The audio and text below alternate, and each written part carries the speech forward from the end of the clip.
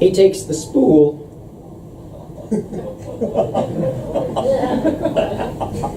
from the stool and unravels a length with obvious tension. Wrapped around his bony claws, dramatic pause to command the proper attention. Eyes traveling to the back, he gives it some slack.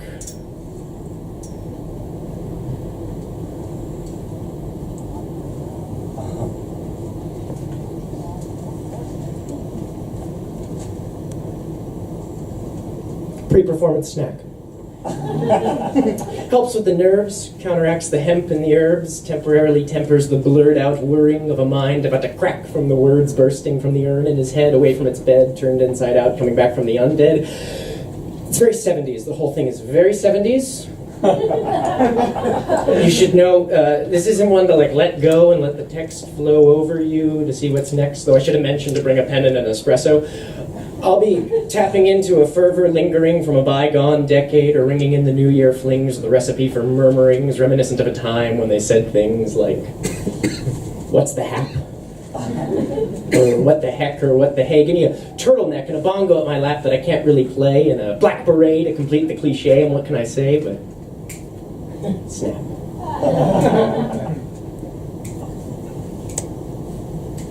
I had a dog once, and it died. I went to once, and I cried. I had a girlfriend once, and I tried so hard not to lie till she asked me to find something I didn't like about her, so I told her, and she said goodbye too many times before, and I blew it, probably for the best. Leave it to me to eschew what was blessed. She helped me build the nest and the coop and then flew it, and screw it, she said, and screw this and screw you. And as I went for that last goodbye kiss, she groaned, and her lone bone to pick amongst the rest was this: you'll always be alone because you're too obsessed, get this, with Daniel Day-Lewis.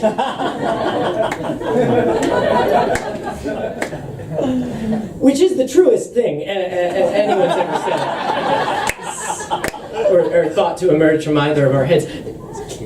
These things are like TED Talks. You know, you come out and tread on a red patch of carpet with your coiffed locks and your mismatched socks and your perfectly practiced but natural talks, and demand with your ranting and your wisdom one understanding that you have gleaned in an evening the secret to finding meaning in a selfish life through the Grateful Dead, or in Daniel Day-Lewis's latest film, Phantom Thread. I'm not obsessed. It's just a coincidence. For instance, today, I took a taxi, and in the back seat of that 2004 Lincoln Navigator, I found a penny. An honest Abe looked up at me like a newborn babe, and when I decided I'd save it or take it, I discovered my patience was rewarded by fate. A $5 bill right below in its place. So I wrapped the penny in the pound, as it were, and as the car flew with the whir, my stomach churned with a lurch in my brain, with a stir, and imagine the sound of my proverbial ground breaking when I discovered I'd found a Lincoln in a Lincoln Navigator. Like a Russian egg doll in a really weird incubator. Or as symmetrical as a ringleader crocodile sticking his head in the mouth of an alligator. And that, sir, is the perfect time to evoke a Daniel Day-Lewis quote. Like, my brain's a TiVo and the world's my remote. But my only audience was my driver, Takumi, and he hadn't seen the movie, so I recited half of Steven Spielberg's masterpiece, Lincoln, in a Lincoln, with a Lincoln, in a Lincoln, for myself. Sue me. I won't do it now. Anyhow, on to the next beat. Plant your feet. Find your bearings. North, east, west, south. Ignore the string that's in the back of your mouth. Try to allay any doubts that at some point you'll actually get to what the poem's about.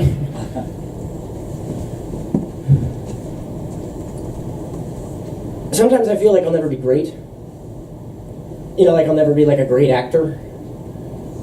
Like I'm missing that X factor, or I have too much plaque, or maybe I'm a slacker, or can't react or whatever, but like I'll never be great, you know. But like my thoughts are so deep and like about fate and stuff, and like I wonder if I'm ever enough, and if the world's calling my bluff, or if I'll ever get buff, or get tattoos, or learn to pluck strings on a mandolin and sing the blues, or move to Venice, or become an expert at tennis, or an accidental arsonist for hire and die in a fire that I make from the fireworks I put on my own birthday cake.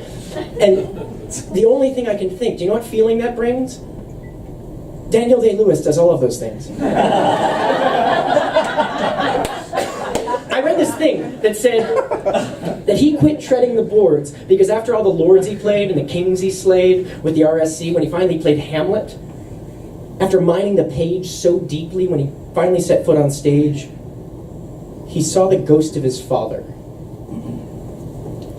Like for real, like he saw the actual ghost of his actual father. So he's like, I beat acting, why bother? But I can't pull off his like wacky cool clothes, or the ballad of Jack and Rose, or the curve of his left foot's toes, or his crooked ass nose. And it just goes to show, what's it all for? You don't know what's in store unless you got a nose like Dumbledore.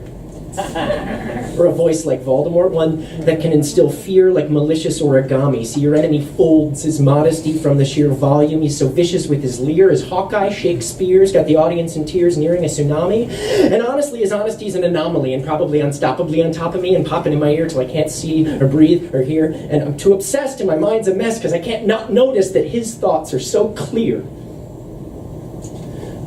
Not like me, who can say nothing, no, not for a king upon whose property and dear life a damned defeat was made. Am I a coward? Who calls me a villain? Is it not monstrous that this player here, but in a fiction, in a dream of passion, could force his soul, so to his own conceit, that from her working all his visage wand? Tears in his eyes, distraction in his aspect, a broken voice, and his whole function suiting with forms to his conceit, and all for nothing? Daniel Day-Lewis can act like Hamlet is afraid to.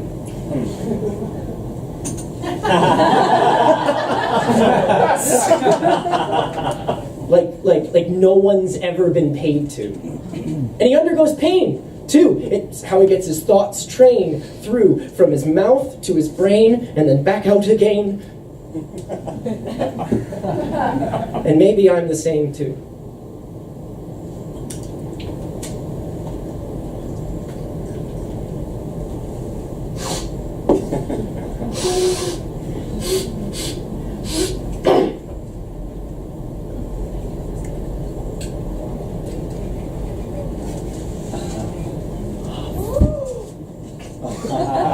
You should see it from here.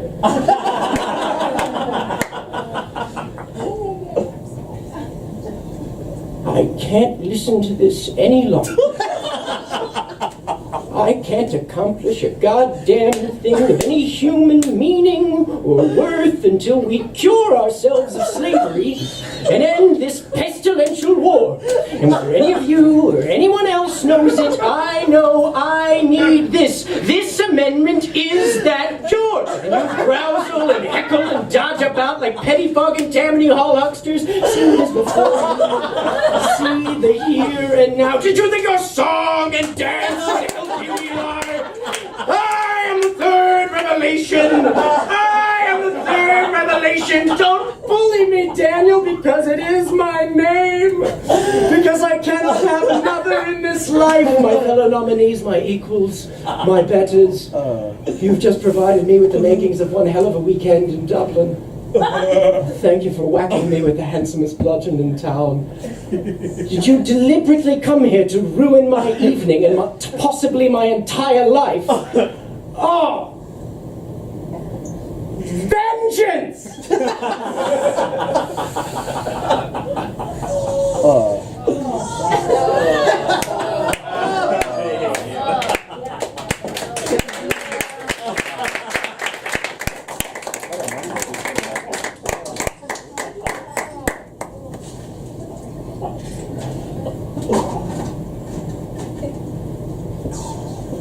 My eye hurts.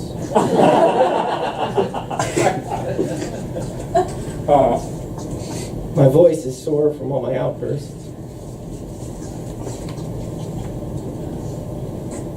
But when I look to where the ghost of my father should be,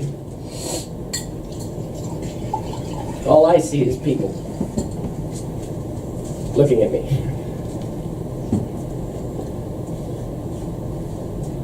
To be or not to be?